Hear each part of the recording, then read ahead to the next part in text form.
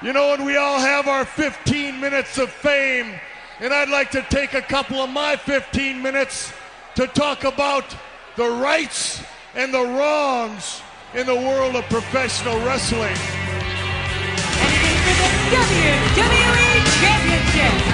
This match is for the ECW World Heavyweight Championship. The World Heavyweight Championship. The match and new NWA Heavyweight Champion of the world. We appreciate you guys coming out and taking your time to support women's wrestling in America.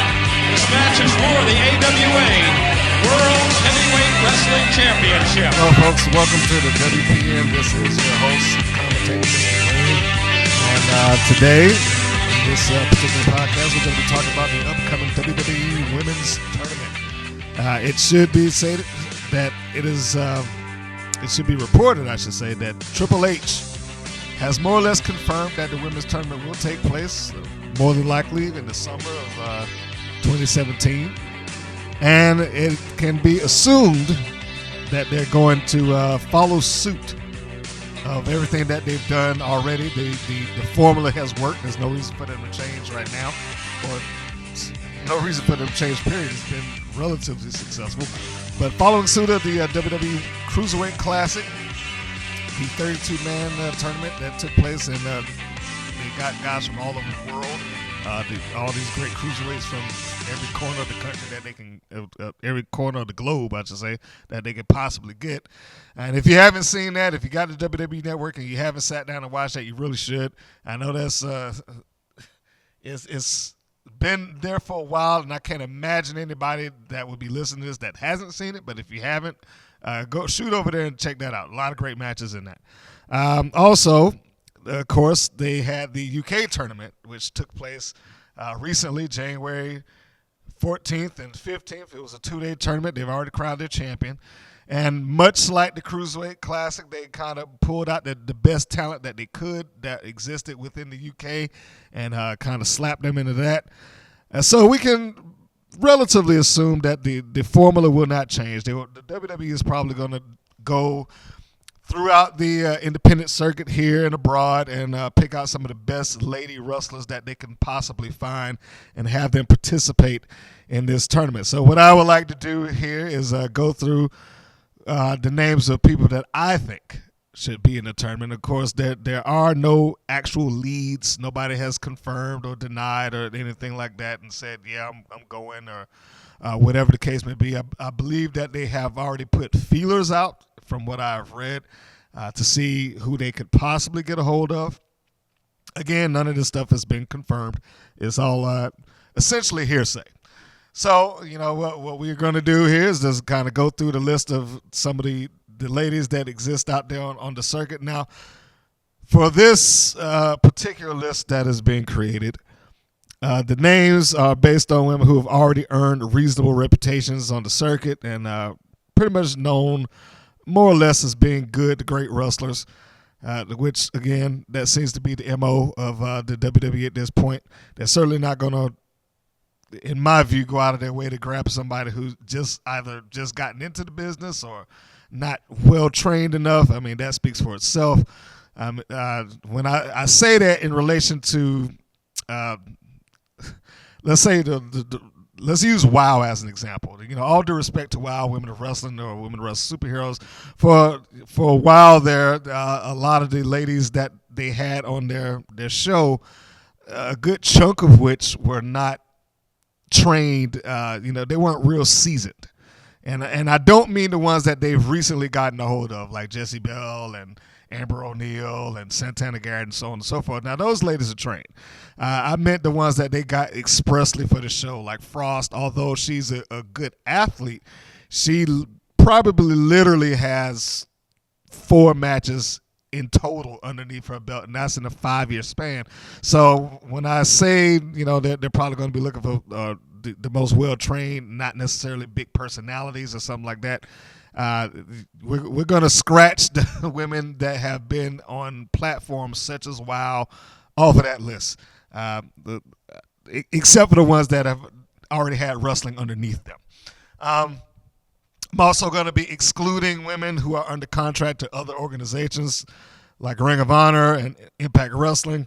And, as much as I would like to see Kelly Klein, who I think is a great wrestler, and Madison Rayne, who also think is a great wrestler, show up on the WWE Network, I think their current contractual situation basically makes them ineligible.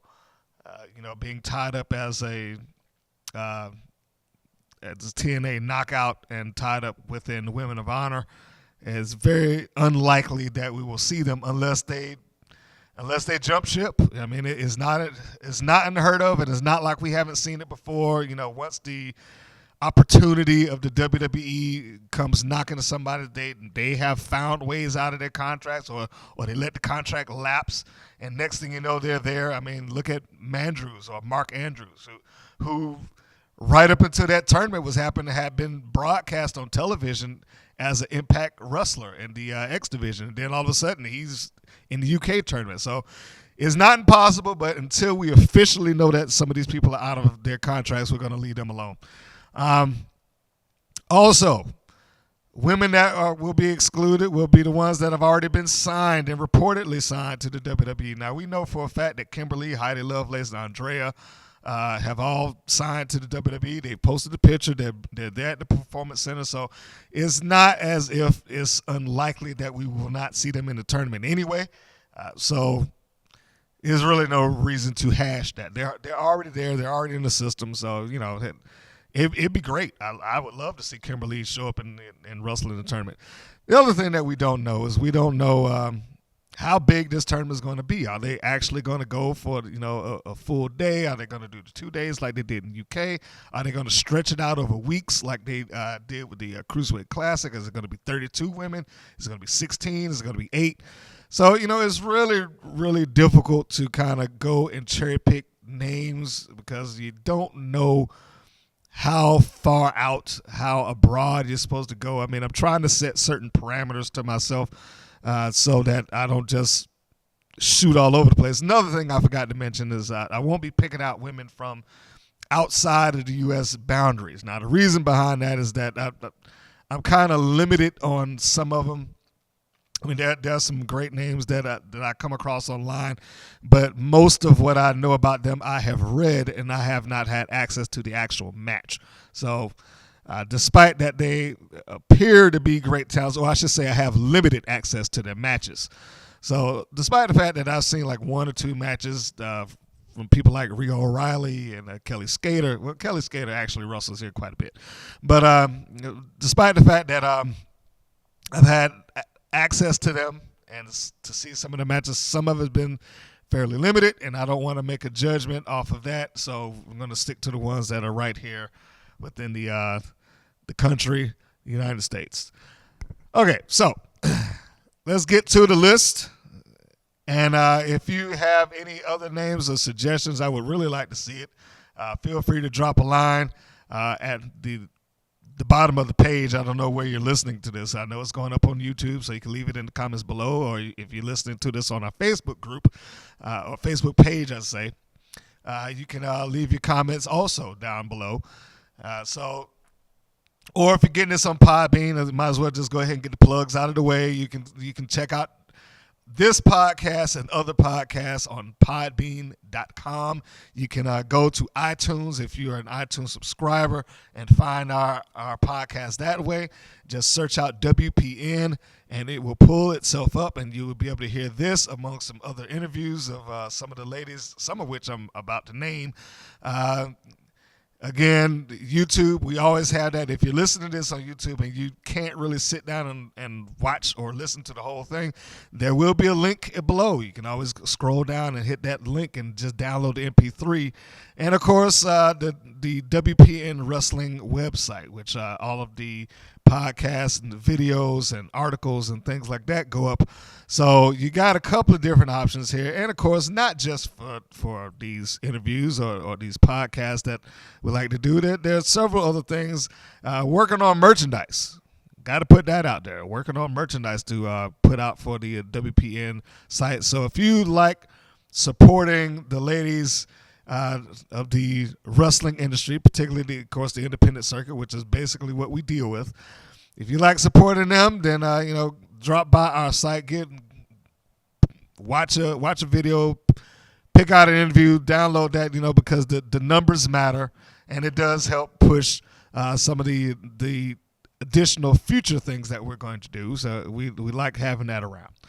All right, now we got that out of the way. Let's get to it. Here's the list. I'm going to go through roughly about 10 ladies. I actually may have one or two more.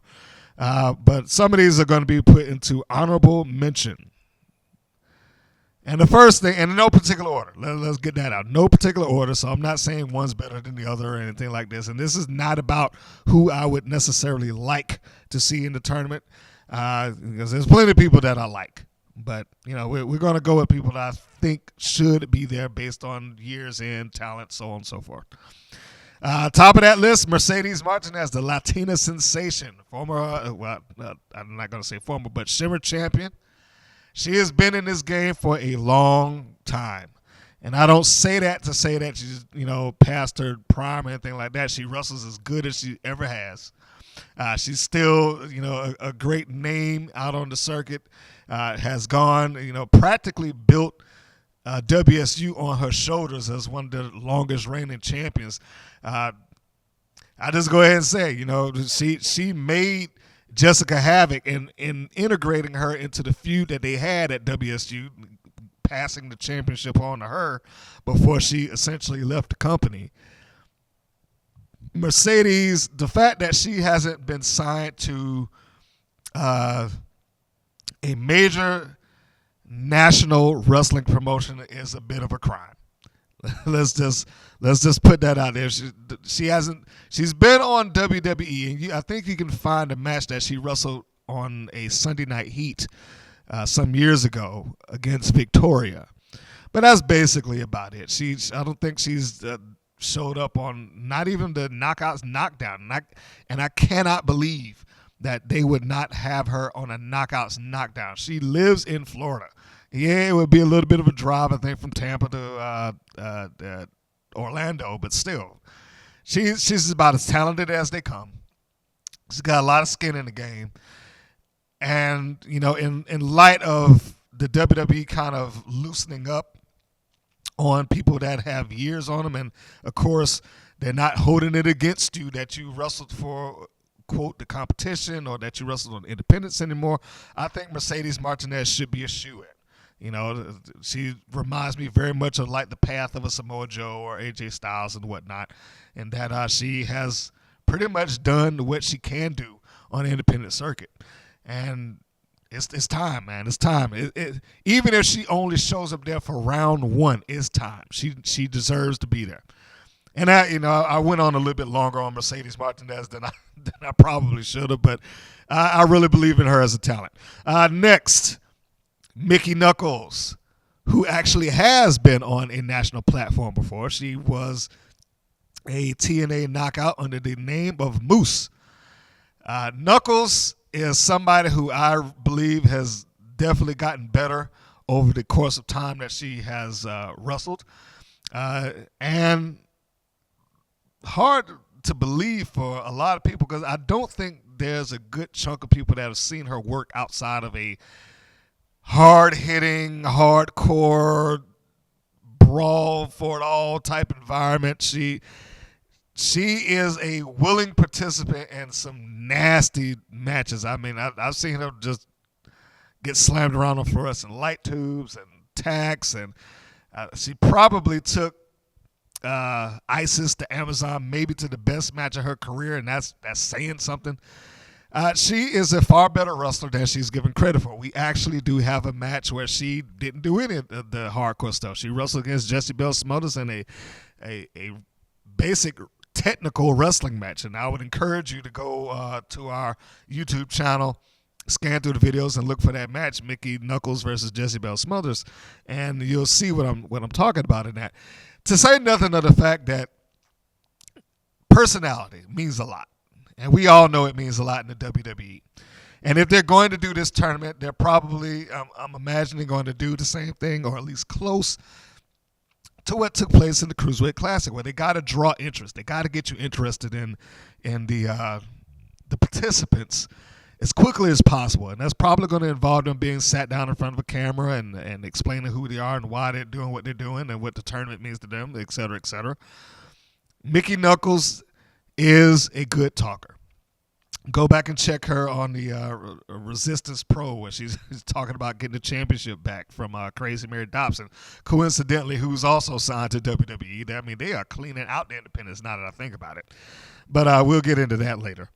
Knuckles also allegedly, I'm not gonna break the kayfabe, brother. We're not gonna break that, but allegedly she has performed underneath another guise of Isabel Smothers, which is a completely different personality. So we're gonna leave that as allegedly that's her. I'll say that they look very much alike. They look a lot alike, but Knuckles has more levels to her than she has ever given credit for, and she also, like Mercedes Martinez, has skin in the game, and she deserves to be there. One other young lady who doesn't have nearly the years as the ones that I just mentioned, but probably I think has a good shot of going, Deonna Purrazzo. Purrazzo has been everywhere lately. She's been Ring of Honor.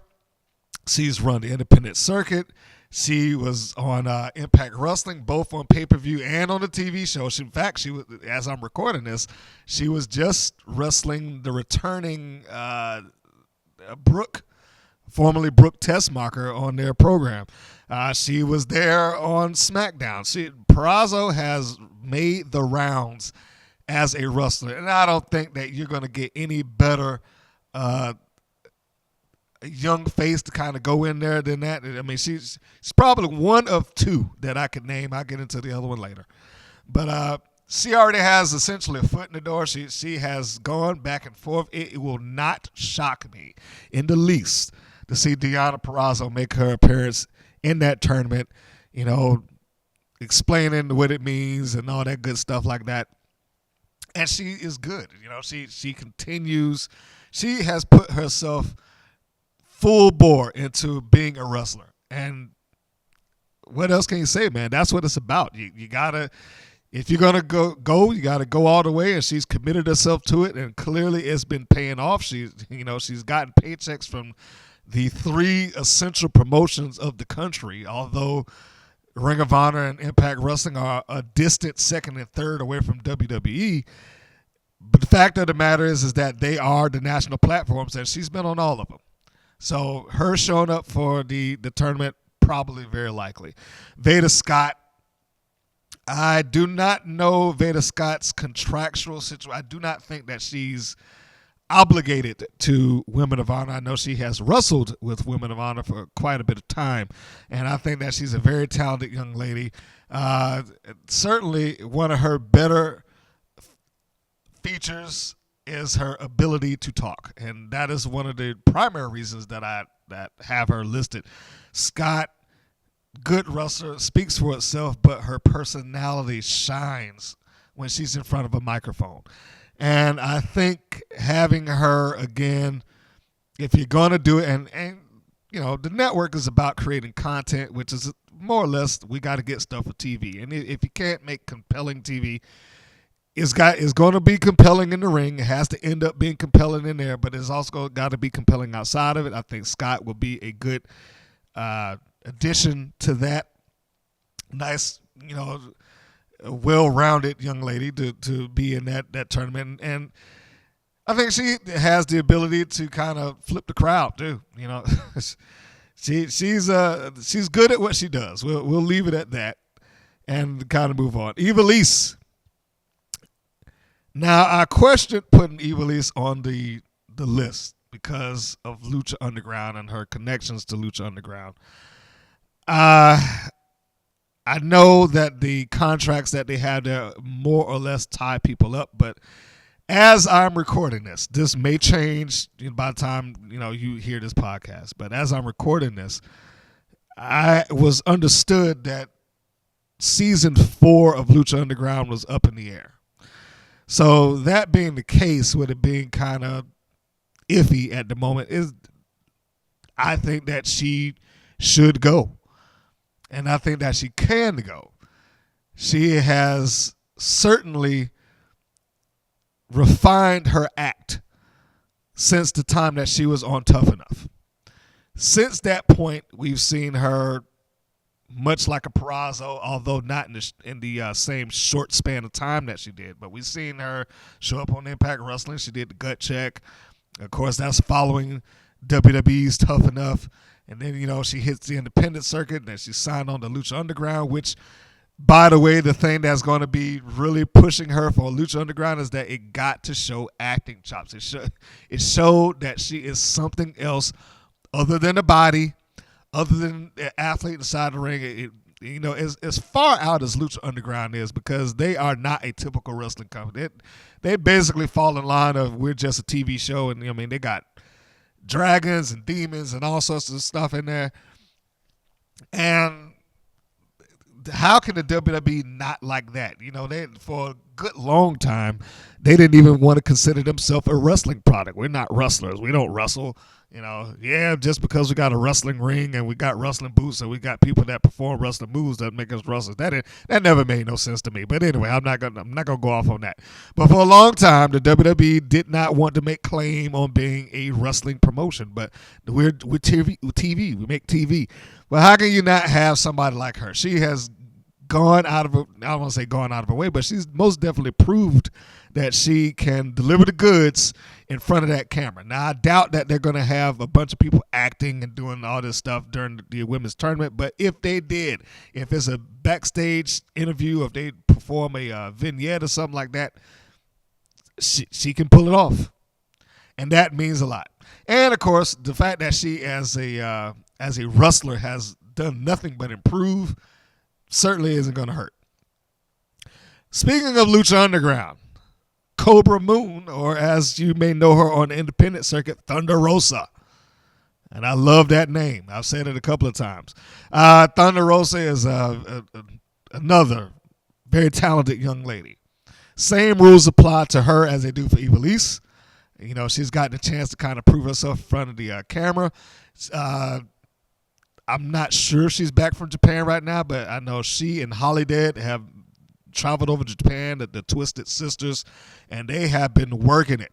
To say nothing of the fact that they've been working it here in the U.S. on the independence. I mean, Rosa has grown by leaps and bounds. And, I may be a little bit biased about that, but I also will say that having a Thunder Rosa there does give a more worldly presence. And I know that any tournament that they're doing at this point, when they're saying we're getting the best of the best, they're going to want a worldly presence. They're going to want people from as many different portions of the world as they can possibly get.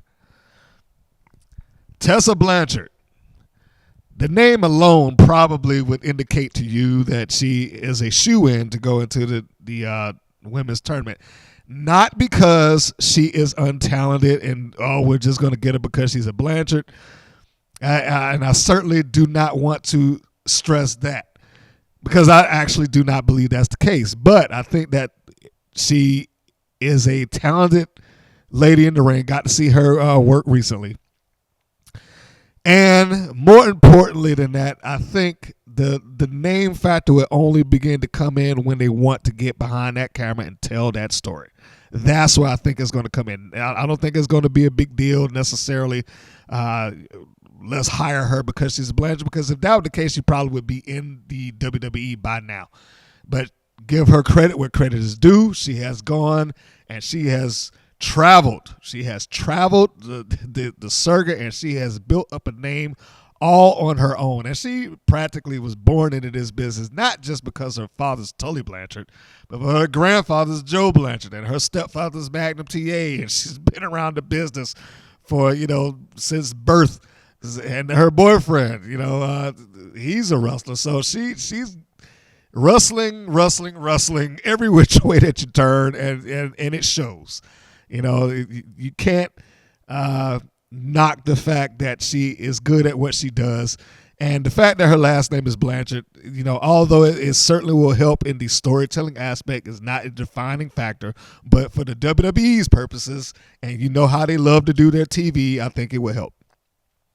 But as we talk about characters, the undead bride, Su Yung. I think that speaks for itself. If you're going to have a tournament, you got to have, some weird, demented character, And I'm sure at this point they may not want to play it up like she's their version of the Undertaker. But look, they had Finn Balor, and he had his little demon, and he got to sit down in front of the camera and explain it, and give you some sort of rational reason as to why that demon worked for him, opposed to back in the day, like when I was watching it, they would literally try to make you believe, oh yeah, this dude came from the depths of hell. They're not trying to do that necessarily right now, but I could really see Su Yung as her undead bride. And if you haven't seen it, we have a trailer for her on our Facebook page. Again, a quick plug for us. Go there, click under the videos, scroll down and see it. Her undead bride character has been tuned up. She has it down to a science now. We're not even going to bother going into her wrestling skill set. Anybody that's been around and seen Su Yung, if you're listening to this, you already know Su Young's talented. That's just a given. But also, again, kind of like Tessa Blanchard, and I don't want to put it onto, it's about who you know, but let's be honest, who you know doesn't hurt. Her significant other is Rich Swann. And again, I want to stress the fact that I don't want to make it sound like it's only because, who you know, but there is a factor of there's somebody there that can at least put in the word for you. And it's not like putting in the word for somebody who has no talent. She has talent. If the WWE were to pick Su Yung up, they're not going to regret it. I stand by that. They're not going to regret it. In the same light as Candice LeRae. If they pick up Candice LeRae, who's next on the list, another very well-traveled young lady, they're not going to regret it. And I guess the next two people, that I had listed, they were all kind of grouped together. Tessa Blanchard, Su Yung, Candice LeRae, and one more after this. They all essentially have ties in the WWE in some relation, shape, some way, shape, or form. In Candice LeRae's case, one half of the NXT Tag Team Champions. I believe they are married. Johnny Gargano, Mr. Wrestling, or Johnny Wrestling, I should say. So that is not going to hurt. And again, LeRae can stand on her own 2 feet as a wrestler. Probably doesn't need, Johnny to speak in for her any more than Su Yung needs Rich to speak for her, or anything like that. They will do fine if they show up in that tournament. And I'm going to say it is not going to surprise me if either of them, Blanchard, Young, LeRae, or my next one, show up in there. And the next one being Ariel Monroe. Now, some of you may not know Ariel. I think you'd probably need to be ordering Queens of Combat. You probably Sexy Young Caramels. Google them. Ariel Monroe is part of that. But she's been on the Queens of Combat. She's been on Shine. She another one that has put in the time, put in the work, very, very talented, and also has a bit of an edge in that she has a connection within the WWE. And the fact of the matter is she's already been on WWE television before. Now, she hasn't gone on there in a superstar capacity, let's say. And, now that I think about it, for that matter, Tessa Blanchard's been on WWE television already, too. I forgot to mention that. She wasn't in there wrestling, but she was in the, on Monday Night Raw in these, let's call it skit, where Cesaro and Sheamus, just before they won the championship, before they won the tag team championships, and they were talking it over in the bar, and it was like, we were a great team, even when we didn't get along, and just imagine if we could. Blanchard was in that scene. So, and Of course, that doesn't necessarily mean anything, and it wasn't a showcase of her skills necessarily. But, of course, once you start getting your foot in the door, it does help. And getting back to Monroe, she's had her foot in the door. She has one step up on Blanchard in that regard, in that she actually was in the ring. She was a how can we say, an enhancement talent for Nia Jax. She was there to make Nia look like a beast, and she did. She made her look like a beast, made her like an unstoppable juggernaut. So that's one thing that Ariel has that most of the ladies on this list, save for one or two, most of them don't have the experience that she has of being on Monday Night Raw in front of a Monday Night Raw crowd, in a WWE ring. Most of them have been kind of smaller settings. Mercedes, like I said, she was on Sunday Night Heat, but that was, probably 8 years ago when that happened, if not longer. So Monroe, another one that I expect to see, that I hope to see on in the women's tournament. And, the fact that she's kind of, her connection lies with Cedric Alexander doesn't hurt either. A little bit of a more unlikely name is the Queen of Spades, Shayna Baszler. And I hope I'm saying her name right. That's how I pronounce it anyway. Shayna or Shanna.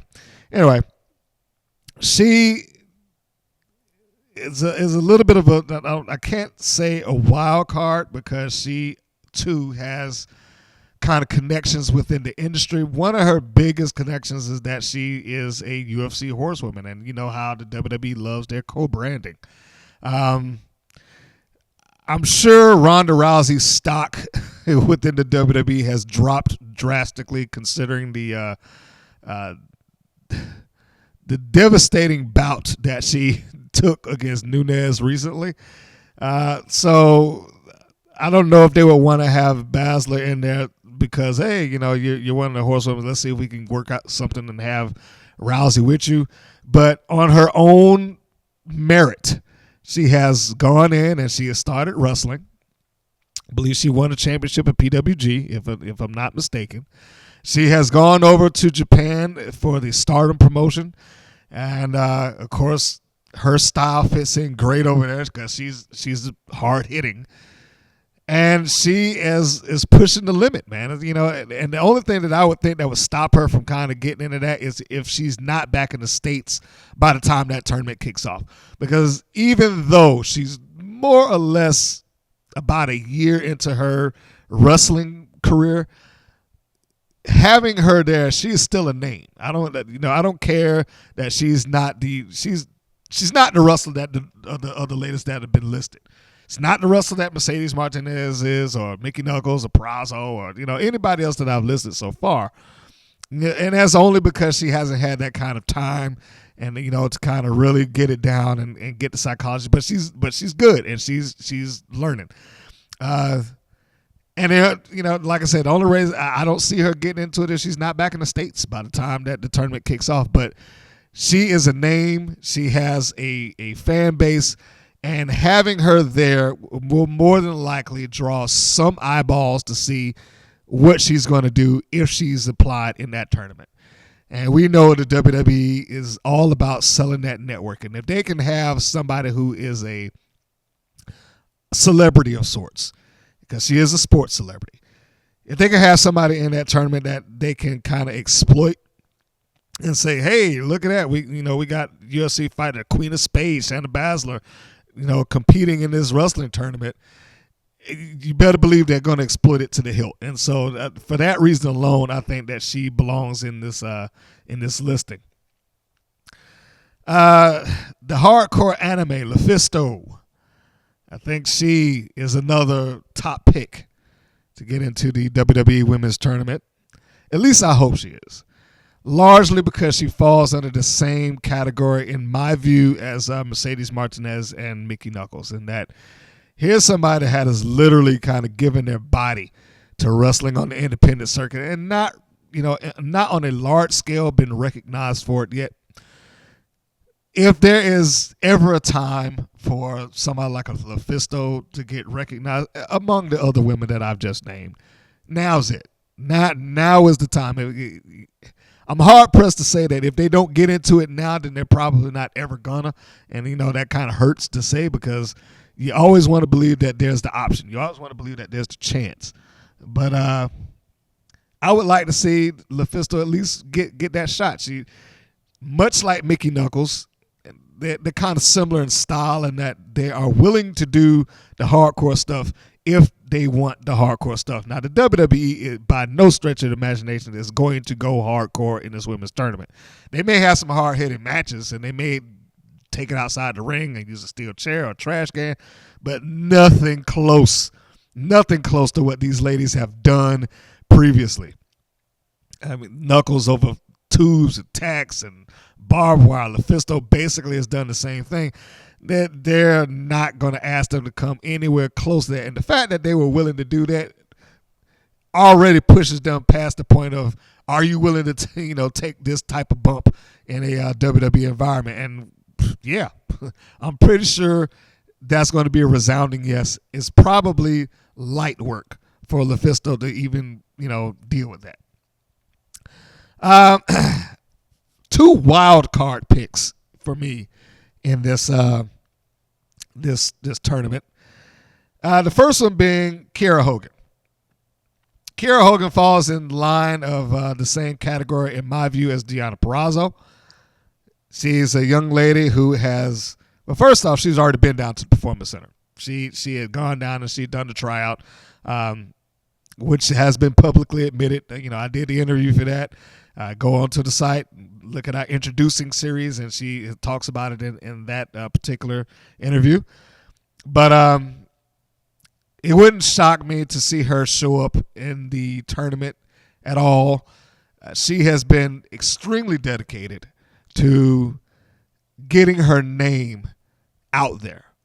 And in a relatively short amount of time, again, like Deonna Purrazzo, she has worked up enough of a name to where she's probably on tap to be one of the next top lady independent wrestlers. So even if she doesn't go into the WWE Women's Tournament, we all know that tournament is going to get some new hires. They're going to pull some ladies in there, and they're even if they don't win or they have a good showing, they're probably going to have some ladies get hired off of this. So the end or the trickle down result of that is that the independents are going to open up. They're going to open up to a lot of women out there. They're going to open up to a lot of ladies that are looking to, stretch their wings and be the next Kimberly's and Lovelace and so on and so forth. Andrea, the ones that's going to, pick up become the big names on the independent circuit.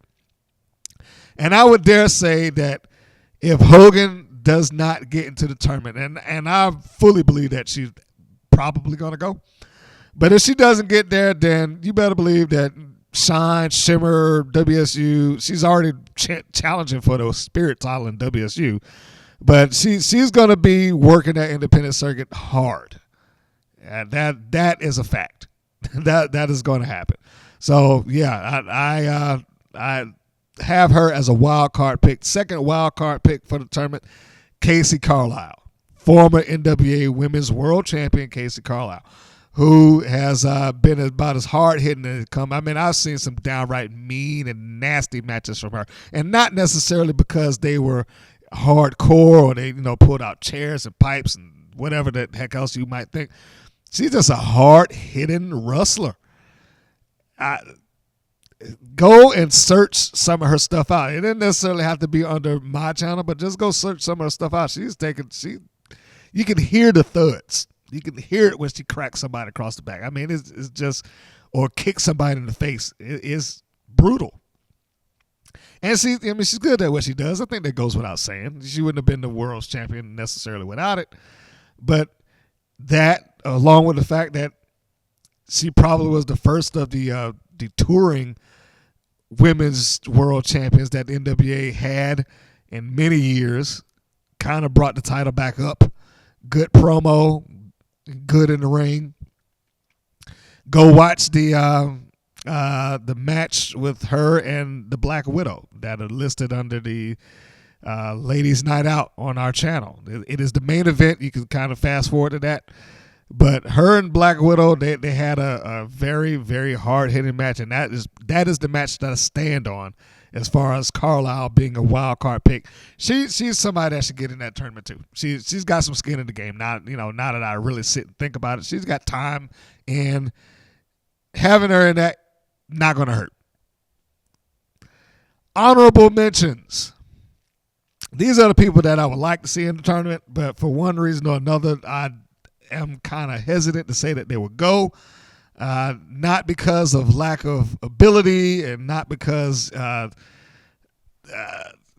contract. Well, one of them actually is contractual, but not because of lack of ability or dislike them or mostly contractual situations. In fact, a lot of them I do like, but I think that there are personal issues, life issues, things like that may not allow them to go. If that makes sense for you, and I guess it will as I go into it. Chelsea Green, I would really like to see participate in that tournament. So for whatever reason, she kind of reminds me of a Michelle McCool, and Michelle McCool gets a bad rap sometimes. She gets a bad knock sometimes that she wasn't good, Yeah, and I get it. She was there during that Divas era and all that stuff, and she hung around with a girl that couldn't wrestle a lick, Layla, but. Giving credit where credit is due, considering where she started and where she ended, she actually wound up as a good wrestler. Now, and I think Chelsea only reminds me of that physically speaking. She kind of has the same physical stature as Michelle McCool. But I have seen her, and she's a Lance Storm graduate, man. That should speak for itself. And she also, much like Baszler, has gone and done the tour of Japan and all that good stuff like that.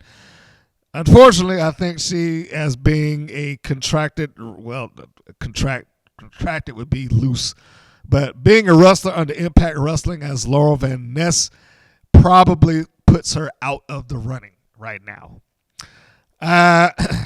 Dementia Rose, somebody who has great character development.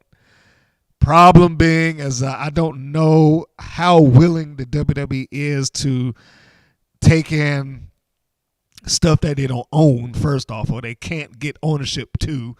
And I'm not entirely sure how willing she would be to allow Dementia Rose to become a WWE product. I mean, I know that they, just like Andrea, they don't refer to her as Andrea anymore. She essentially put that name to the side and went by her actual given name to be part of WWE. So Andrea is no more. I think she's, I can't remember her last name right now. So sorry, I don't have that in front of me. But all of that to say, I think that's one factor that works against her. But let's say, for the sake of argument, that Dementia Rose is perfectly willing to give up the Dementia Rose name. I also kind of worry about that she hasn't ran the circuit enough for them. And the WWE can be quite picky at times. She's had a good run in Atlanta. She's had a good run in California. And up through the Midwest doing the Girl Fight series. And this has probably been her best year. But basing it on the names that I've already listed, I don't know if they would want to have people of similar styles there. And if we're going to assume that the names that I have on this list were going there already, you already have a Mickey Knuckles, you already have a Lufisto, so that would make it somewhat difficult for a Dementia Rose. However, I will say it would be awesome to see if the WWE got Dementia Rose in there and they got Mickey Knuckles and they had them I don't want to say redo the match, but if they had a rematch of the match that Dementia and I have basically called her coming out party. The match that she had against Mickey Knuckles brought her to the forefront. That is where she tapped into her inner crazy. That is the match that made Dementia Rose who she is. And, I can only say that I wish that she had that match earlier in her wrestling career, because can you imagine how far along she would be right now if that match had happened 5 years ago? Rock and Roll Roxy, another young lady who I think probably should be there. She's an honorable mention. Very talented, very good in the ring. Difference being with Roxy is that she kind of reminds me of a young lady that I just interviewed not all that long ago, Callista, in that I think that she's comfortable where she is and how she does it, and not really stressed about I got to get to the WWE. It's not her end all be all in life. She has a job that she enjoys. She wrestles when she wants to wrestle. She has a family. And having those things kind of makes it difficult for you just to up and leave and decide, all right, well, I'm going to go work WWE. Now, the other side of that coin is that it's not like she's the only woman out there who has kids, okay? It's not like she's the only person that has a family, and if she goes to WWE, she has to put it aside. Now, the problem with the WWE is that the WWE has to be first, and I'm not entirely sure that she's willing to let the WWE be first. But the plus side is that if she were going to go, it could just be for that tournament, and that would be great. You know, she could go down there and maybe do just a first round just to have her name out, because believe me, if she gets into the tournament, if any of these ladies get into the tournament and they don't sign to the WWE, it's only going to improve their stock overall. So, you know, it's a win-win if you manage to get in there. Even if you leave in the first round, you can always kind of stand on the fact that I was in the WWE Women's Tournament, and that's going to carry weight on the independent circuit. Super Pereira, very much influenced by the Hurricane, as you may tell with the gimmick and being a comic book lover and all that good stuff. You know, again, I think I said it about Kiera Hogan. I said it about Dimension Rose. You know, these are people that I've talked to, you know, personally. There is a strong dedication there. And within the last calendar year, she's probably had the best wrestling career of her life. I mean, the best year of her wrestling career, I should say. Gone out to Mexico, Canada, the Northeast, Midwest, Florida. I mean, this is probably the single most travel that she has put on her, you know, her wrestling card, so to say. But I don't know if they are going to want to do the gimmicks. They haven't really given me the impression that they would like to go into the character-based wrestling just at this moment. The honorable mention being is that she may be able to just trim that superhero thing off and go there anyway. Even if she just shows up in a cape and they don't kind of acknowledge it as Super Pereira, I think it would be cool that she would get to go and be in that tournament. But just basing it on the Cruiserweight Classic, basing it on the UK tournament, we haven't really seen them pick and grab people who have had a gimmick attached to them, or a huge gimmick. Again, Su Yung was a little bit of a pass in that regard, because she, you know, the Undead Bride thing, that's a complete gimmick right there. But I think that if they were going to do it, they're probably going to lean more towards serious and threatening opposed to entertainment at this stage. Now, if it goes to Monday Night Raw, that's a different issue. The network is more designed for the wrestling fan. Monday Night Raw, they're trying to appeal to everybody. They're trying to get people from, you know, kids. They're trying to sell toys. Super Pereira is designed to appeal to kids. She's designed to sell toys. That character on that platform, awesome. I think if she just toned it down for the sake of the tournament, she'd be fine. So honorable mention to Super Pereira. Would love to see her participate in that tournament as well. The last one that I'm going to go in here is the last pure athlete, Jordynne Grace. Another lady who very young in the business. I mean, I don't know. Gosh, a lot of them are young that I just named actually. I don't think a good chunk of these are past 25 actually. So now that I think about it, but. A lot of effort given in by Grace, and she has had a complete body transformation. If you've seen her from year one of her wrestling career opposed to now, wow. Just go onto her Facebook page and scroll through and look at some of that. And don't be no perv and start, picking through pictures and dropping lines and saying I love you and all this other crap that you see people do to these ladies on a regular basis. But just scroll through and look at some of the pictures that she had that shows her transformation. Now that's dedication. She's lost weight. And now she has pushed herself to living the gimmick of being the last pure athlete. And she has stressed herself. I mean, she's a pretty toned, muscular young lady. And I think that she would do well in that tournament also.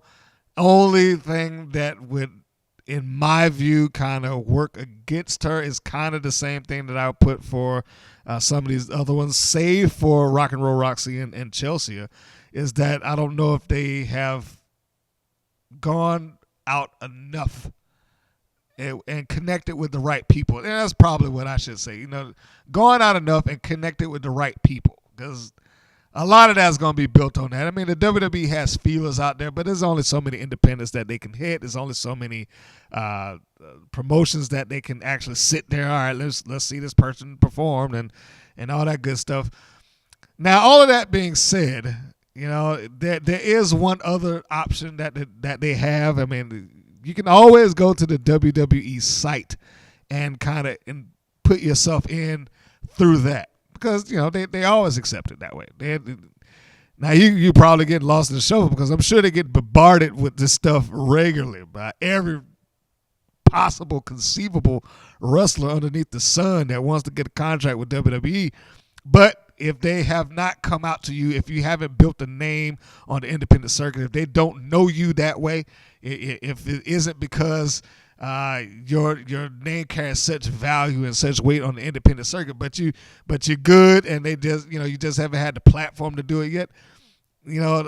This is to any independent wrestler. Go search their website. Their website does have an entry point where you just go in there and kind of type your name and what you do and all that good stuff like that. And I think you got to have some headshots and so on and so forth. So if you haven't gotten headshots, that's another thing. If you ain't got that yet, go get some. Go get some professional headshots done. Don't just sit in the mirror and do the selfie thing. Go get somebody with a camera that can actually spend the $20 to $30, maybe $50, and get some nice ones that they're going to want to look at. Headshots, full body, and the whole 9 yards. Have some good matches that they can link to. See, that's another thing, and I do want to say, and I'm not going to sit here and try to make it sound like, oh yeah, pages like mine or channels like mine have gotten people more notice, but I will say that it is nice to have quality production behind your matches that help get noticed. It makes it easier to sit through and watch. So all of that to say, for the honorable mentions that I have and the dozens and dozens and dozens that I have not mentioned, and because it's too many. It's just too many that I like that I could sit here and name. To those that may not have that instantaneous connection, that phone call away that you can just be like, hey, I want a shot in the tournament. The website probably is the next best option that you can get, opposed to hearing that they're going to be at Evolve or something like that and showing up. So that's it. That is the list of the ladies that I think should be in the WWE Women's Tournament. I look forward to seeing the tournament. I think is kind of excited for it. It should be great to see those ladies get to wrestle on a large platform like that. And like I said before, even if they don't get a contract to wrestle with the WWE permanently, look what it will do for their, potentially for their career. They probably will be able to, command that much more money on the independents, because if the WWE said that, we're good, then we're good and you should pay. So here's to those ladies. I hope that everybody that I said, and I mean everybody, the ones that I listed before, the honorable mentions, the wild card picks, I hope every last one of them are able to get in that tournament and earn themselves a good spot one way or the other. So that's all I'm going to go into today, folks. Thanks for listening to this tournament. Thank you for supporting the Women's Pro Wrestling Network and all its endeavors. Thank you for watching the videos, listening to the podcast, watching the introducing series. Those have been fun. And we're looking to make some more of those very soon. If you haven't had the option, please stop by again, WPNWrestling.com. Your support on our various platforms means a lot. It helps us continue doing what we're doing, and we're trying to get to a point that we can produce some extra stuff. That's always the key, trying to get to that next level of being able to do some extra things. And who knows, maybe we'll be able to pay some of these ladies to have some original matches right here on this channel. Matter of fact, if that's something that you like and you're listening to this and you're relatively interested, drop a line or send me a direct message or something like that. If you want to see us produce some actual original content, matches, not just matches that we report on. A lot of that is what we do. But if you want to see us like literally rent out a building, get a wrestling ring, hire people and have the matches, send a message over to me. I'm just curious of who's interested and who's not. And as far as the other ladies that you would like to see in the tournament or anybody that I overlooked, listed below. All right, folks, that's it. Thanks a lot for tuning in, and we will see you on the next go-round. Take care, guys. Bye-bye. Thank you for listening to the WPN's Rights and Wrongs of Pro Wrestling. If you have questions or comments, please contact us via our Facebook or our YouTube channel at the Women's Pro Wrestling Network. If you're new to the WPN, feel free to subscribe to our channel and like our page. We appreciate your support.